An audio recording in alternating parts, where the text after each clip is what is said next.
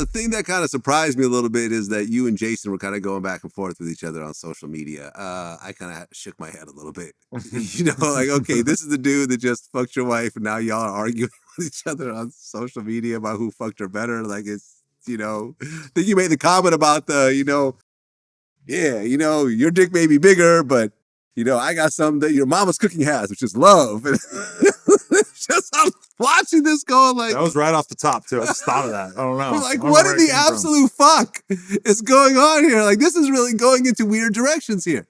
Yeah, to say the least. Basically, like, he went and did some interviews after they shot the scene, and I think he was getting a bit of blowback and getting some criticism, because obviously this took things to a different level for him career-wise, because he was already well known as a porn star. But, when you're a male porn star, there is a relatively limited number of people that are paying attention to you. And so he does this scene, and all of a sudden he's got way more people concerned with him and criticizing his fuck skills. And because they actually reached out to us for an interview.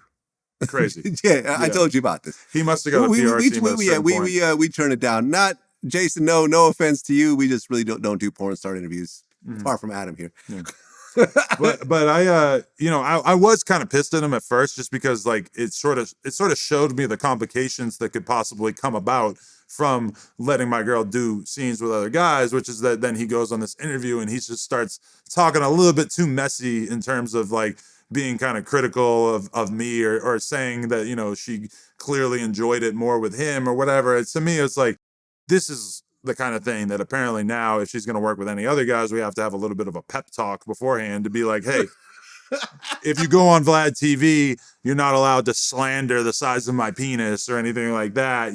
I didn't expect myself to be having that conversation with these dudes. But even yesterday when I was doing this big orgy thing or whatever, I was looking at the guys that we were shooting it with, and I'm thinking to myself, I'm pretty sure I wouldn't have to tell any of these guys, if they were to do a scene with Lena, that they should not, offer up criticisms of me as a man on interviews afterwards. So I don't know what got into him that he felt like that was appropriate. But I also kind of, I was a little annoyed by it, but I also realized the viral potential of it right away. And I just kind of pictured myself in my head making a TikTok where I blacklisted him from my wife's vagina.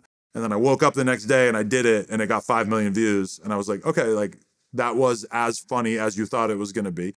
And that's kind of been my whole perspective on this whole thing, is that I was just going to lean into it and have fun with it and just sort of play the role and just make it as funny as possible, because every single viral TikTok is just driving more and more people to the Plug Talk OnlyFans and shit like that, which has been having, the absolute most insane boost that we ever could have asked for.